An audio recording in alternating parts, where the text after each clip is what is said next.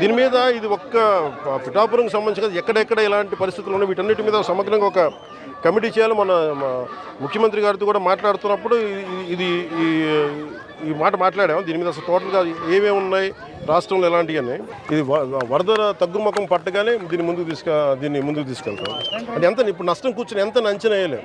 అవసరమైన మెయిన్ వాళ్ళు అడుగుతున్నారు, కనీసం గుంతలు పూడ్చమని అడుగుతాం. దానికి సంబంధించిన శాండ్ బ్యాగ్స్ రెడీగా అందుబాటులో ఉన్నాయి. అలాగే మనకి చెట్లు పడిపోయిన వెంటనే ఎలాంటి ఏదైనా జరిగిన రంపాలు కానీ రోడ్లపైన విరిగిపోయిన పడిన చెట్లు తీసివేయడానికి దానికి సంసిద్ధంగా ఉన్నాం. అలాగే జేసీబీ లాంటి వాహనాలని సంసిద్ధంగా ఉంచాం. ముఖ్యంగా అవసరానికి మన ఫైర్ యాక్సిడెంట్స్ ఏమైనా ఉంటే దానికి సంబంధించిన సంబంధించి ఫైర్ యాక్సిడెంట్ వెహికల్స్, అలాగే 42 మంది గజయితగాళ్ళని రెడీగా చేసాం ఇన్ కేస్ ఏదైనా ఎమర్జెన్సీస్ ఉంటాయి. అలాగే primary health care, community health care వీటికి సంబంధించిన సంసిద్ధంగా చేసాం. అలాగే గవర్నమెంట్ జనరల్ హాస్పిటల్లో కూడా డాక్టర్స్ని 24/7 అందుబాటులో ఉంచమని వారికి ఇన్స్ట్రక్షన్స్ ఇవ్వడం జరిగింది. అలాగే ముఖ్యంగా గర్భిణీ స్త్రీలు కానీ బాలింతలు కానీ ఎవరున్నా కానీ వాళ్ళని సురక్షిత ప్రాంతాలు తరలించే బాధ్యత కలెక్టర్ గారు దాన్ని పర్యవేక్షిస్తూ ఉన్నారు. ప్రతి ఒక్కరు కూడా దీని బాధ్యత తీసుకోవాలని, అలాగే వైసీపీ నాయకులకు కూడా విమర్శల కంటే కూడా మీరు వచ్చి ఆ రంగంలో దూకాలని కోరుకుంటున్నాను. రాష్ట్ర ఉప ముఖ్యమంత్రి ప్రాతినిధ్యం వహిస్తున్న పిఠాపురం నియోజకవర్గం గొల్లప్రోలు మండలం గొల్లప్రోలు పట్టణంలో ఉన్నాం. ఏదైతే గొల్లప్రోలు ప్రాంతంలో జగన్ కాలనీల పేరిట గత ప్రభుత్వం ఇచ్చినటువంటి ఇళ్ల స్థలాలకు మార్గం లేకపోవడంతో చాలా ఇబ్బందులు గురయ్యామని చెప్పి అప్పట్లో గౌరవ ఉప ముఖ్యమంత్రికి ఇక్కడ ప్రజలు తెలియజేశారు. ఆయన స్వయంగా ఈ ప్రాంతాన్ని అంతటినీ మోకాలులోకి నీటిలో మునిగి పరిశీలించారు. ఏదైతే ఈ జగన్ కాలనీకి సంబంధించి మరి ముఖ్యంగా రోడ్డు సక్రమంగా లేకపోవడంతో ఒక చోట గోదావరి కాలువ వద్ద గండిపడి రోడ్డుపై నీరు ప్రవహిస్తుండడం, మరియు గొల్లప్రోలు జగన్ కాలనీకి వెళ్లే దారి అంతా కూడా అస్తవ్యస్తంగా మారడంతో నేడు రాష్ట్ర ఉప ముఖ్యమంత్రి చొరవతో ఆ ప్రాంతానికి ఆ అభివృద్ధి దిశగా అడుగులు వేస్తుంది. అందులో భాగంగా జగన్ స్థానిక బైపాస్ రోడ్డు నుండి జగన్ కాలనీకి వెళ్లే మార్గంలో బ్రిడ్జి నిర్మిస్తున్నారు. 1,40,00,000 రూపాయలు దీని వ్యయంగా ఉన్నట్లుగా తెలుస్తుంది. ఈ 1,40,00,000 రూపాయల నిధులతో నిర్మిస్తున్నటువంటి బ్రిడ్జి పనులు మనం చూస్తున్నాం.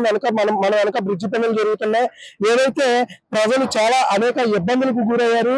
ఎప్పుడైతే వర్షాకాలంలో ఈ ఏలేరు సుబ్బగడ్డ కాలువ పొంగి పొర్లుతున్న నేపథ్యంలో గొల్లప్రోలు మండలంలో జగన్ కాలనీ వద్ద ప్రజలకు పెద్ద ఎత్తున ఇబ్బందులు ఎదురయ్యాయి.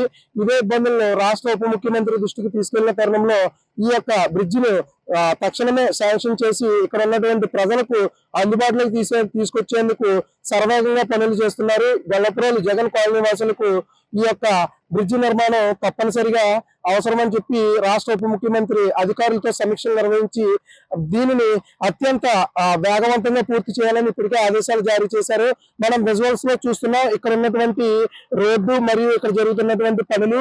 ఈ బైపాస్ రోడ్డు నుండి జగన్ కాలనీకి వెళ్లే రహదారి ముఖ్యంగా ఏదైతే స్థలాలు ఇచ్చినప్పటికీ కూడా మాకు ఇక్కడ సంపూర్ణంగా నివాసం ఉండేందుకు సౌకర్యాలు కల్పించలేకపోవడం చాలా బాధాకరమని ప్రజలు రాష్ట్ర ఉప ముఖ్యమంత్రి పవన్ దృష్టికి తీసుకురావడంతో పవన్ స్పందిస్తూ నేడు ఈ పనులన్నింటినీ వెంటనే ప్రారంభించే దిశగా చర్యలు తీసుకున్నారని తెలుస్తుంది. ఇదే విషయంపై మరిన్ని వివరాలు ఇక్కడ స్థానికులు అడిగి తెలుసుకునే ప్రయత్నం చేద్దాం. వచ్చినందుకు పరిస్థితిగా మాకు చాలా ఆనందం పడుతున్నాం.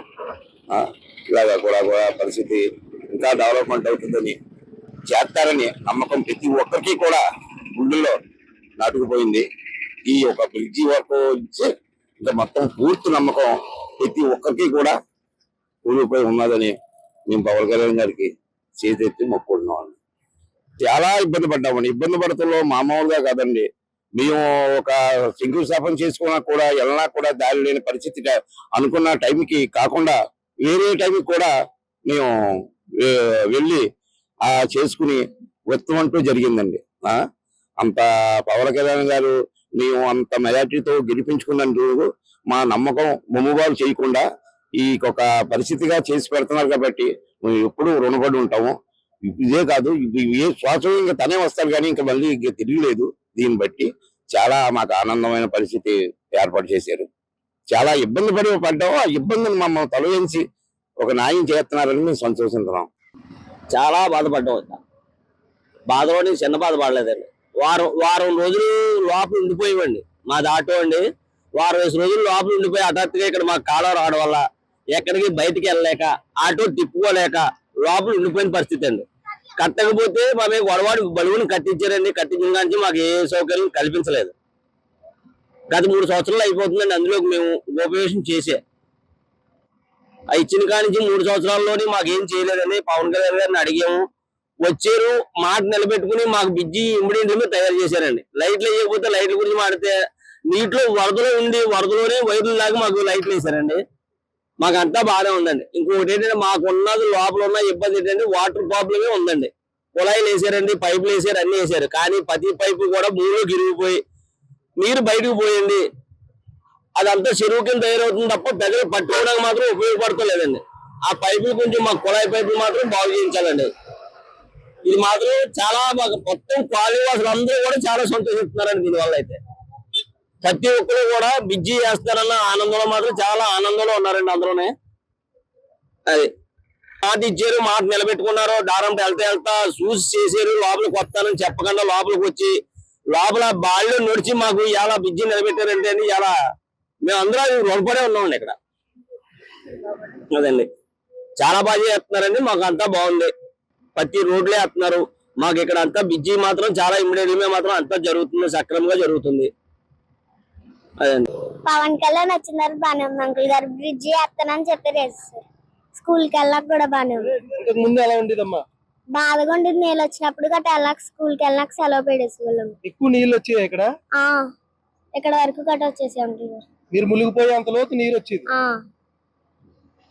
స్కూల్ కి వెళ్ళాక కూడా ఇబ్బంది అయిపోయేది. ఇప్పుడు ఎలా ఉంది? బానే ఉంది. బ్రిడ్జ్ చేయడం వల్ల మీకు ఉపయోగం ఉందా? పవన్ కళ్యాణ్ వచ్చినారు, బానే ఉంది అంకుల్ గారు. బ్రిడ్జి వేస్తానని చెప్పారు, వేస్తారు. స్కూల్ కి వెళ్ళాక కూడా బానే ఉంది. ఇంతకు ముందు ఎలా ఉండేదమ్మా? బాధగా ఉండేది. నీళ్ళు వచ్చినప్పుడు గట్ట వెళ్ళాక స్కూల్ కి వెళ్ళాక సెలవు పెడేసేవాళ్ళం. ఎక్కువ నీళ్ళు వచ్చాయి ఇక్కడ? ఇక్కడ వరకు గట్ట వచ్చేసి అంకుల్ గారు. మీరు మునిగిపోయే అంత లోతు నీరు వచ్చేది? స్కూల్ కి వెళ్ళాక కూడా ఇబ్బంది అయిపోయేది. ఇప్పుడు ఎలా ఉంది? బానే ఉంది. బ్రిడ్జ్ చేయడం వల్ల మీకు ఉపయోగం ఉందా? గొల్లపురోలు పట్టణంలో నిర్మిస్తున్నటువంటి జగన్ కాలనీ వెళ్లే మార్గం బ్రిడ్జి దగ్గర ప్రజలు చాలా సంతోషం వ్యక్తం చేస్తున్నారు. రాష్ట్ర ఉప ముఖ్యమంత్రి తీరుతో తాము చాలా ఆనందం పొందుతున్నట్లుగా చెప్తున్నారు. ఇదే ప్రాంతంలో గతంలో వారం రోజుల పాటు లోపల ఇంట్లోనే ఉండిపోయే పరిస్థితి ఏర్పడిందని, ఇక్కడ బయటకు వచ్చేందుకు వీలు లేక ఇంట్లోనే ఉన్నది తిని తలదాచుకున్నామని తమ యొక్క సమస్యలను వెల్లబుచ్చారు. ఆ సమస్యలన్నింటికి పరిష్కార మార్గంగా నేడు ఈ బ్రిడ్జి నిర్మాణం తమకు ఎంతో సంతోషమని తెలుపుతున్నారు. అలాగే మరికొందరు మాట్లాడుతూ ప్రతినిత్యం ఇదే దారిలో అనేక అవస్థలు పడ్డామని, ఇక్కడ కాలువ పొంగి పొర్లి నీరు రోడ్డుపైకి వచ్చి వారం పైన రోజులు బయటకు రాకుండా పోయామని, అలాగే గ్రామంలో శంకుస్థాపనలు మరియు ఇతర ఏవైతే గృహప్రవేశాలకు సంబంధించి కూడా బంధువులు కూడా పిలుచుకోలేకపోయినామని ఈ కాలనీ వాసులు తెలియజేశారు. నేడు ఈ పనులు ఇక్కడ మనం చూస్తున్నాం. ఈ పనులు నిర్మాణం ఊపందుకున్నాయి. ఈ పనులతో తమ యొక్క సమస్య తీరుతుందని జగన్ కాలనీ వాసులు అభిప్రాయం వ్యక్తం చేస్తున్నారు. ఇప్పటికే 1,40,00,000 రూపాయలతో ఈ బ్రిడ్జ్ నిర్మిస్తున్నట్లు ఇక్కడ తెలియజెప్పారు. అలాగే రానున్న రోజుల్లో విజువల్స్ లో చూస్తున్నాం మనం, జగన్ కాలనీలో ఉన్నటువంటి ఇల్లుకు అన్ని సదుపాయాలు కల్పించే విధంగా చర్యలు తీసుకుంటున్నట్లు గొల్లపురోలు అధికారులు కూడా తెలియజేశారు.